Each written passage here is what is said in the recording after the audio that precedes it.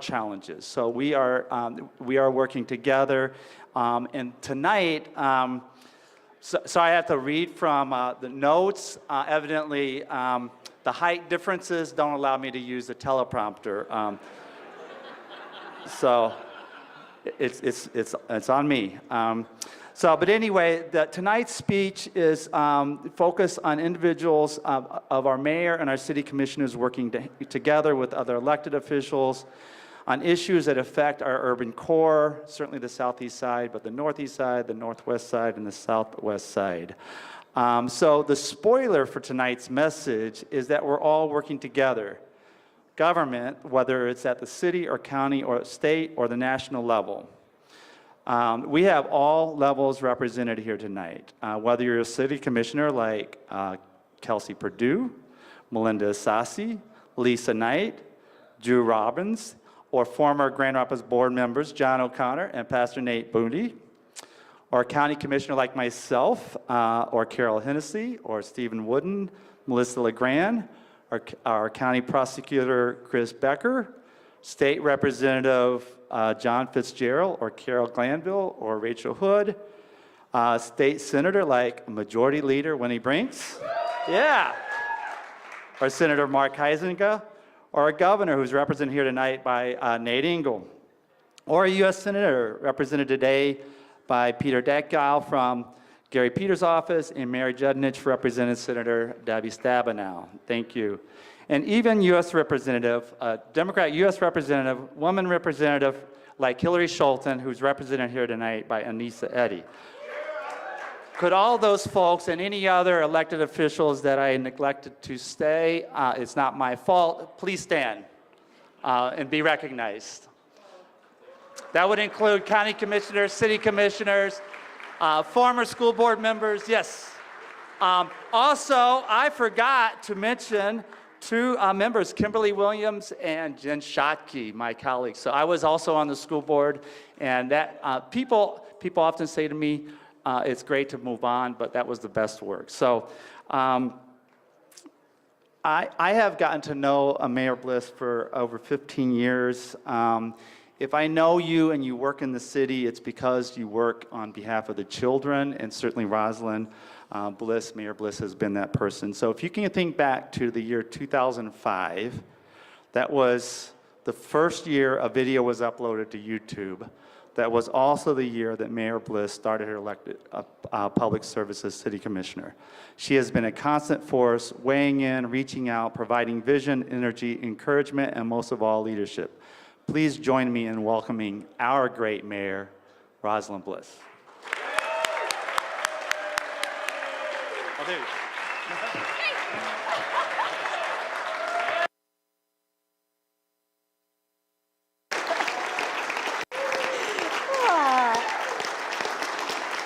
Thank you. Good evening, everyone. It's so good to see you all, and thank you, County Commissioner Tony Baker. He's right. I called him today in a panic when I heard that our state legislators were still working hard in Lansing for all of us, and likely wouldn't be here by 6 p.m. So I anticipate they'll be walking in the door, hopefully at some point tonight, so you can join me in thanking them for their incredible service. So thank you. It's always nice having a teacher get everybody seated and quiet so that we can start a speech. So thank you. You did a great job. And I'm just really honored to be here with all of you as we work together around these shared priorities to make our city and our region just really exceptional. And I am especially glad to be joined by all of you and those who I work with on the City Commission. So I'm very delighted to have all 6 city commissioners with me tonight, and it's a real privilege to serve with you. So thank you. So this is, Tony, you made me feel old, thinking back to 2005. And I thought about this tonight. This is my 8th State of the City address since being elected as mayor. I know, wow, I know I'm feeling old. And I have to say, each time that I have stepped up to this podium and looked out at all of you in this room, I have felt this deep sense of gratitude to serve among such a dedicated community of residents and workers, appointed officials, our incredible city manager, Mark Washington, business and civic leaders, and elected leaders alike. All who come here, all who have a commitment to working together. That is how we make a real difference. We do it by working together. The word collaboration gets thrown around a lot about Grand Rapids. We all know that. But I am not sure if that term is clear enough or strong enough to describe what truly happens in our community. We are on an important journey to build a vibrant and welcoming city for all. But we increasingly understand that no one does that work alone. There is no one person or organization alone who can effectively reimagine policing, solve our housing crisis, or instill an equity-driven economic system. This is critically complex work. We know that bringing about our city's brightest future only happens when we all do the building. This includes the public sector and private sectors, our neighborhoods and nonprofit leaders, philanthropy, community, and especially historically marginalized Grand Rapidians. We all have something to contribute, some wisdom, experience, talent, perspective, or capacity. And we really are on this journey together. And we share a common destination, an ever better city with the brightest future, filled with opportunity for everybody. Over the past year, we continued to make progress towards this next vision, this next version of Grand Rapids. Dozens of new neighborhood businesses have opened, hundreds of new homes and hundreds more currently under construction. Major transformative civic work projects will soon break ground. Yes, experts anticipate a national economic slowdown this year. But opportunity will continue to rise here in Grand Rapids. Employment and wages are expected to grow locally. Our regional industrial economy is projected to grow twice as fast as the U.S. economy. And I see Randy Thalen back there shaking his head, right? We know that's true. We know our property values are strong. Our population is young, growing, and becoming more diverse.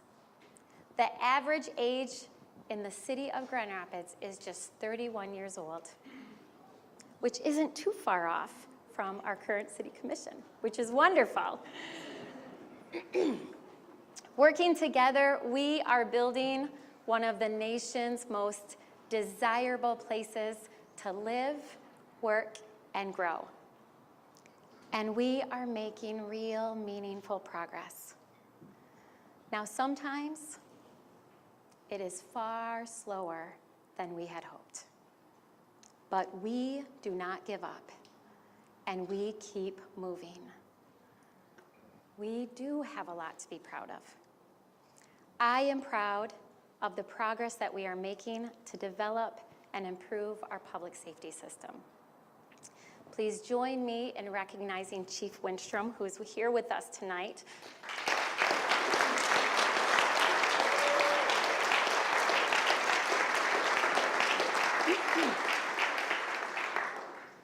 This month, he celebrates his 1-year anniversary on the job serving the people of Grand Rapids. It was also almost a year ago that Patrick Leoya was tragically killed. A tragedy that has had a profound impact on our community, and one that has amplified our need for meaningful change. My heart continues to go out to the Leoya family as they grieve the loss of their loved one. Chief,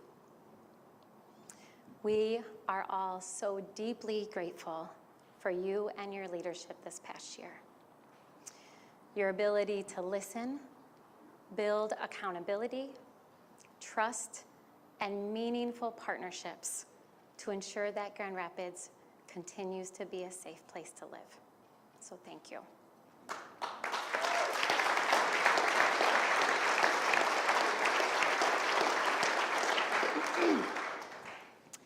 Some may think that public safety starts with our police chief, but he will be the first to tell you that he and the men and women of our department cannot do it alone.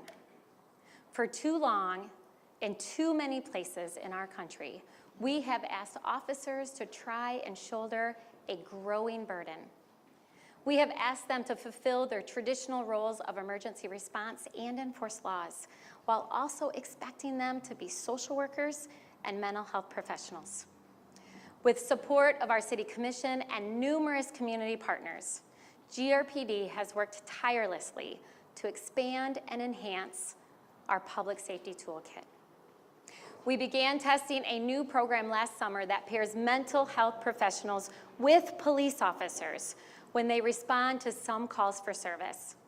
So instead of sending people to jail or an emergency room, this innovative approach has helped an average of 85 people per month find more appropriate and effective care. That is 3 people a day guided to a better path by this program. These are encouraging results, but the city, again, we didn't do it alone. We continue to work closely with Kent County. I see Al Vandenberg in the back. Thank you for being here tonight, Al, and for your leadership.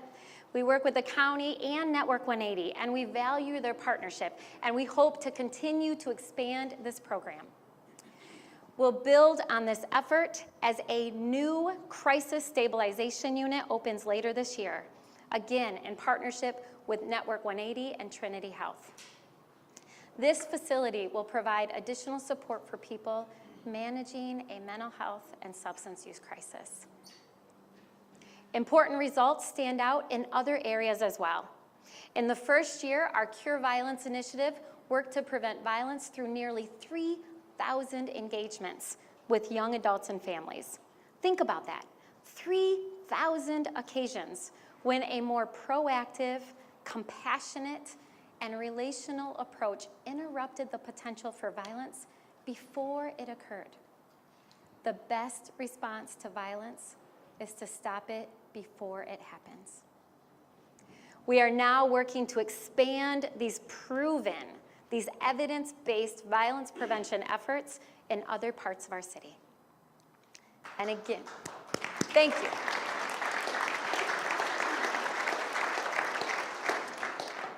I'm going to ask you to clap again in a moment as I call out our key partners in this space. I see Eric in the back, because we are really grateful for our partnership with the Urban League and their incredible network of community leaders that help make this program a success. So thank you to the Urban League.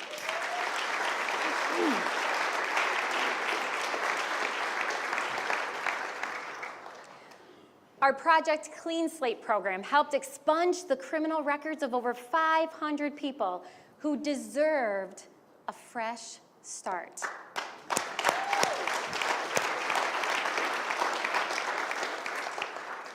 That's 500 Grand Rapidians in just the past year who now have a second chance to gain access to a better job, a place to live, or an educational opportunity. We established the Office of Public Oversight and Accountability in 2020 with the goal of elevating community voice and oversight in public safety operations. Brandon Davis, where's Brandon? Can I see him? There you are. Thank you. Brandon Davis, thank you for being here and all your work. Brandon Davis continues to do tremendous work leading this effort, and I am so proud to say that the role of the office is now included in the city's collective bargaining agreements with our Grand Rapids firefighters and our Grand Rapids Police Officers Association.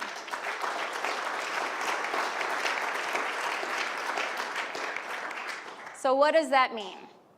That means that for the first time, the city's labor contracts with public safety professionals now includes significant oversight language that serves to increase accountability and more directly and intentionally support our goals for community-oriented policing. While change is slow and often messy, representation matters. We are working together. We are figuring it out and building a system that is better designed to keep all of us safe, especially the most vulnerable among us. This takes time, and I know there is a lot more work to do, but we're only going to get there with all of us because it takes all of us. I am also proud of the progress that we are making to grow and develop our housing system. So I mentioned last year that we are and continue to be in a housing crisis because we have more people than homes, and our population is growing fast. So our goal is to support building more homes for everyone at all income levels. A recent study tells us that to meet this need, this community-wide need, we must build 14,000 homes by 2027. That is 2,800 homes a year for the next 5 years. To put that number in kind of a little bit more clear perspective, it is the equivalent of roughly 580 blocks of traditional neighborhood housing.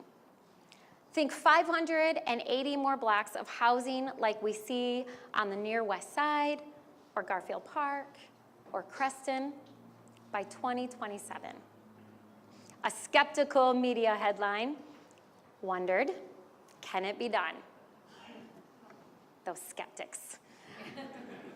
I actually believe that it can be done, but we must have realistic expectations. We have a lot of work to do. There's a lot that we need to do, and we need to have a great sense of urgency.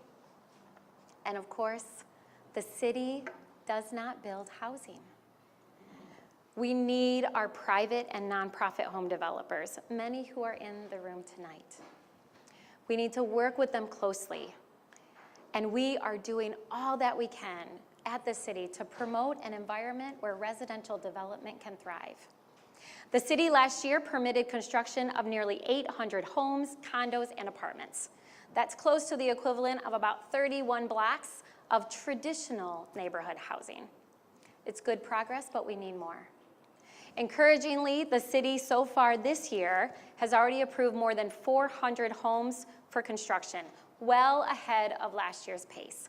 And we currently have more than 1,000 affordable homes and apartments in the development pipeline. So that's the equivalent of about another 58 blocks of traditional housing, 490 more blocks to go. So of course, I'm not going to stand here and tell you that our intent is to sprawl out over the land. The reality is we don't have a lot of vacant land left in the city. We are largely built out. So that alone will not get us there. We need to go up. Like the 16-story residential tower rising on the top of the parking garage at Studio Park in Hartside. This building is changing our skyline, and we need more like it to truly change and grow our housing system. We need to look at every vacant or underused property across our city as a housing opportunity. Right, Commissioner O'Connor? Like the 17 apartments that will soon rise on the vacant lot across the street from Creston Brewery. Long overdue. I know, agree. Just a few blocks away, we have 110 more apartments now over at the construction site for the Lofts on Grove. This is more housing on another previously underutilized piece of land. The next neighborhood over, we have 52 more apartments going up in Belknap. On the southeast end, 45 more apartments going up on an underdeveloped lot. Together with the private and nonprofit sectors, we are steadily working to address our housing crisis, one development at a time, across our entire city. And it's not just apartments for young professionals and students. Everyone needs and deserves a place to live and call home. I am encouraged to see new affordable housing options for our senior citizens about to break ground in the Madison area and the Southeast community. I am especially excited about the innovative Hope Village project, which will deliver 16 tiny homes that provide new opportunities for people to work their way out of homelessness. Housing is the solution to homelessness. Housing.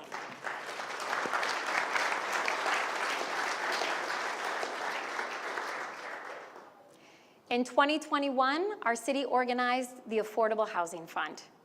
In 2022, we seeded the fund with $5 million. Those will be dispersed yet this year for meaningful and important projects. This year, we will grow that fund by another $10 million. Together with another $9 million from the state of Michigan, thank you to our state partners, we are growing our capacity to bring more low-income and affordable housing to our community. And housing affordability is also a priority for our partners at the county. So thank you, our county commissioners who are here tonight. They recently established a revolving housing fund, and they seeded it with more than $17 million. Thank you, Commissioner Wooden.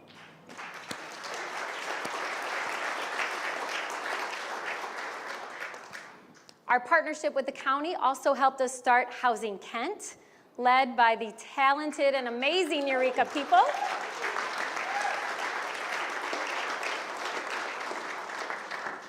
And we are focused on building a system for housing stability for all in Kent County. We are also working closely with our state legislators, many who are in Lansing working on this housing package right now to develop additional tools that will help us support low-income and affordable housing. They too recognize the urgency of this crisis, and they are finding ways to support our efforts. This housing crisis has our top attention, and together we are working to build a system that works for all Grand Rapidians, no matter where they fall on the housing stability spectrum or what their need is. And while our landscape and skyline continue to change, the city is also focused on facilitating grassroots neighborhood economic growth.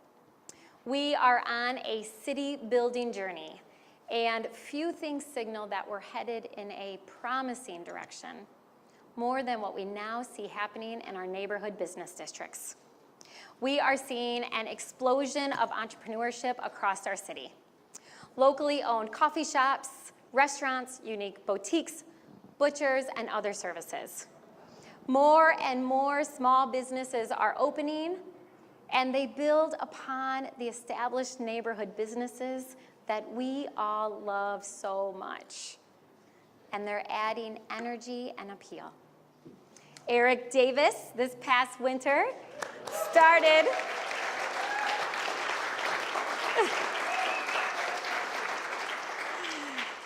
So if you haven't gone there, you should, because Eric David this past winter started Last Mile Cafe on Hall Street in the 49507 neighborhood where he grew up. Paula Carlson recently opened Pochi's, our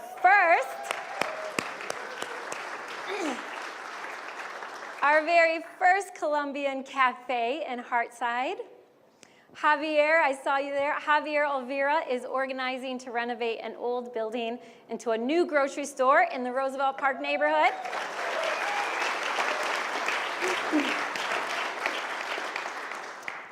Chris Wesley recently opened Noodle Pig Ramen Shop in North Monroe.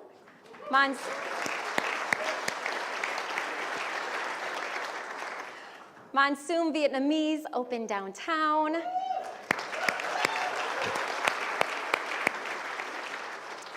Black Napkin opened in East Hills.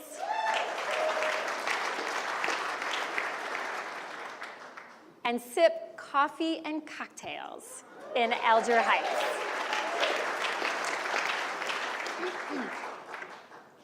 These and numerous other neighborhood businesses, they reflect and amplify our community's rich diversity, culture, and creativity. And it's not all about coffee, beer, food, and hospitality. There is significant energy in non-retail sectors as well. Footwear maker Holo moved from Portland to Grand Rapids, citing, yes, we should clap for that. And they did it citing our talented workers and our attractive environment for growth. Startups like Iris Innovations, they are driving innovation in artificial intelligence and growing their presence right here in Grand Rapids. Manufacturer Gentex is opening a facility in Grand Rapids.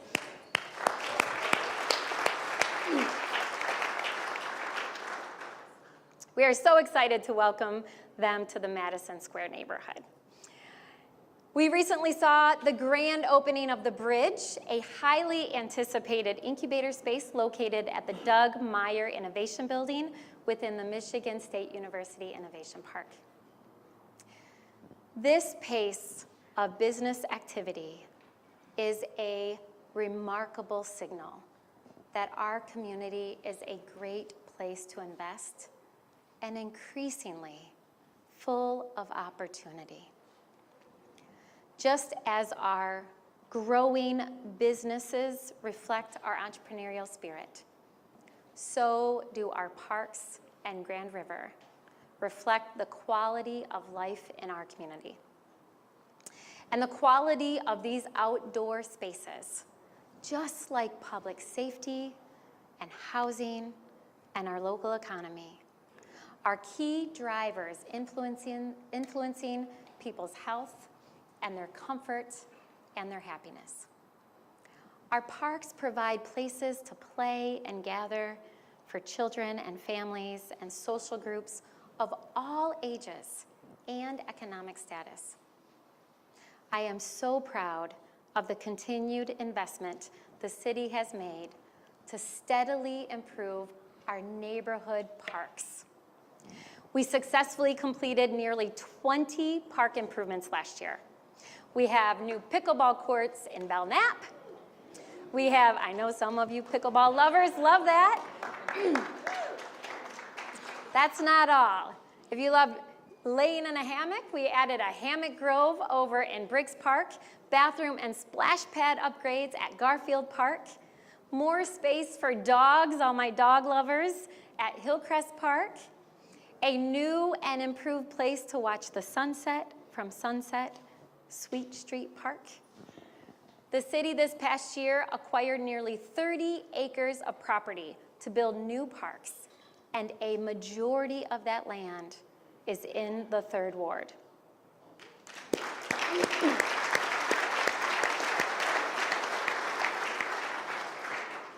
The 3rd Ward is a part of our community that has historically lacked access to quality parks that so many others in other neighborhoods enjoy.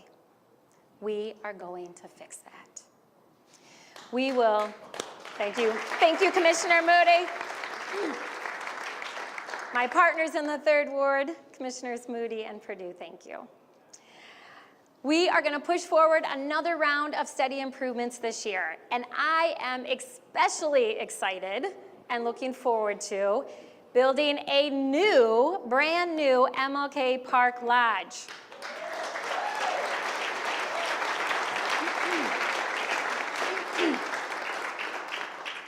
Also, the addition of a new park right here in Roosevelt Park neighborhood. Yes.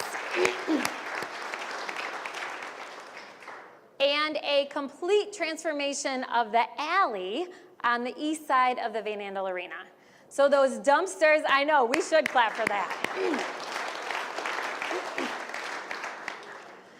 So those dumpsters some of you are fond of, those dumpsters full of garbage, they will soon go away. And that alley will become a linear park with outdoor space and more places for people to gather. Finally tonight, I want to highlight our ongoing effort to reconnect two of our community's greatest assets, our people and our river. So last year, can't believe it was a year ago, I stood before you and I declared that we had a big year ahead of us, a big year for our campaign to revitalize our entire Grand River corridor. That prediction proved generally true, with a few unexpected turns, to be totally honest. You may have heard about the current back and forth between the city, our partners with Grand Rapids Whitewater, the state, and our federal departments. So one thing I have learned, and I have learned a lot since serving our amazing city, but one thing I have learned is not to let the news of the day determine how we view our long-term success.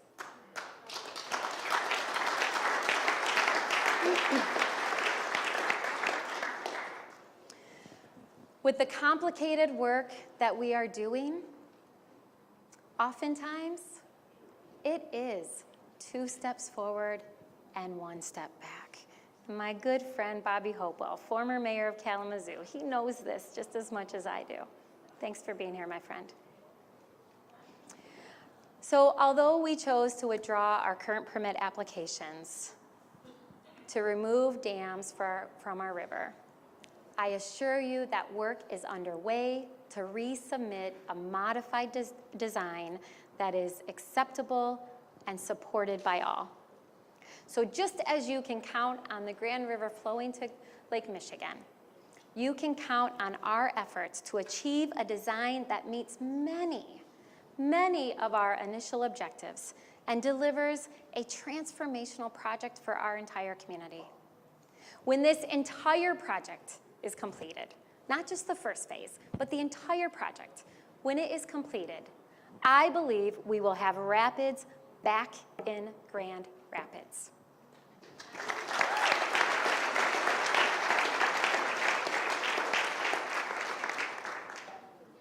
I want to take this opportunity to thank all those who have given so much of their time and their resources to this effort over the last decade. And I applaud them for not giving up. We do not give up in this city, do we? We are going to figure this out. And I see many of you in the room today, and I know there was disappointment. And I appreciate you staying at the table and not giving up. Because we expect to have a project permit in hand by the end of this year. And we anticipate work to begin next year in 2024. Yes, thank you.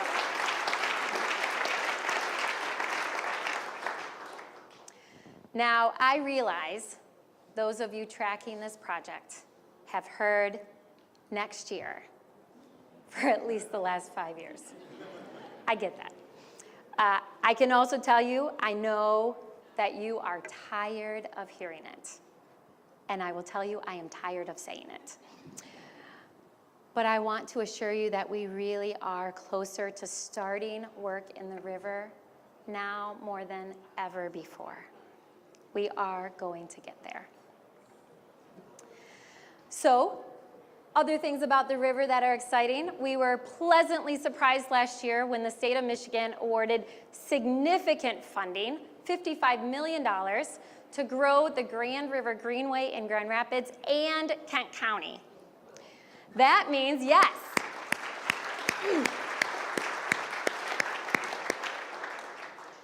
So what that means is that the riverfront parks and trail projects that we aim to get done over the next 10 or 15 years will now happen much, much faster.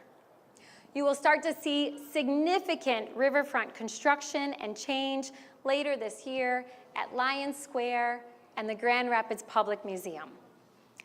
I think I saw Dale in the house somewhere. Where is he? Not that Dale. We have two great Dales at least in the room. So we also will have major riverfront improvements that will follow at Canal and Anabuin Parks. We will close a critical 1-mile gap in the riverfront trail system adjacent to our Creston neighborhood. I know. And organizing to build the exciting outdoor riverfront amphitheater. They continue to move forward. I know, where's the clap for that? It's amphitheater. Brad, I thought you would say that. We appreciate Progressive and Brad for all his work on this. And something I am absolutely committed to. We will start a very important community conversation about how we meaningfully connect our southeast side of our community to the Grand River. The third ward, yes.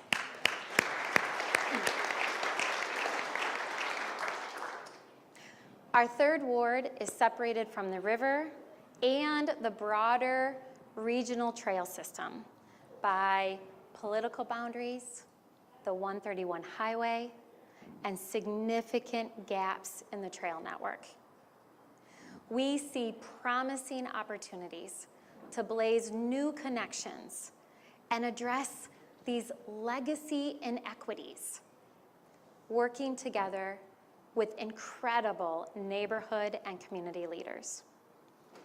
These investments have a significant impact on our entire community and everyone who lives not just in those neighborhoods, but who lives across our community. Better parks, recreation, trails, our river, peaceful places to relax, and connectedness, genuine connectedness throughout our city contributes in a positive way to better physical and mental health, and truly enhances our overall quality of life. These are essential elements of a flourishing city. Now, I fully understand that we live in contentious and divisive times. But there is no problem that we cannot solve here in Grand Rapids. And there is no opportunity that we can't seize. We are on a journey together, a journey to build a vibrant, welcoming city for all. We have come a long way, and we have built real momentum. And yet there is real complexity in the work that we are doing and what we are trying to accomplish. From policing to housing to our local economy and our environment. We are genuinely working to address root causes of issues that have simmered under the surface for generations. Now, we're not doing it by hastily pushing top-down solutions. We are working to build from the bottom up. Our community coming together, shaping real solutions that actually work in our local context. We're working to build consensus for fundamental, long-term, lasting change. And that takes time. But I am motivated and energized about the direction that our community is headed. There are so many positive things happening. We are making significant progress, and we are doing it by listening to each other, respecting each other, learning, and working together. We are keeping our sights and ambitions high, and we are increasingly powered by a diversity of thought, experience, people, and voice. Our accomplishments are real, and they have a real impact on people's lives. And they are right in front of us as we look around our entire city, and they inspire us to do more. I look forward to continuing our city building work together with all of you over this next year. And I am incredibly grateful for your partnership and your support. So I want to thank you all for joining me tonight as we reflect on our city, the state of our city together. So thank you so much, and have a good night.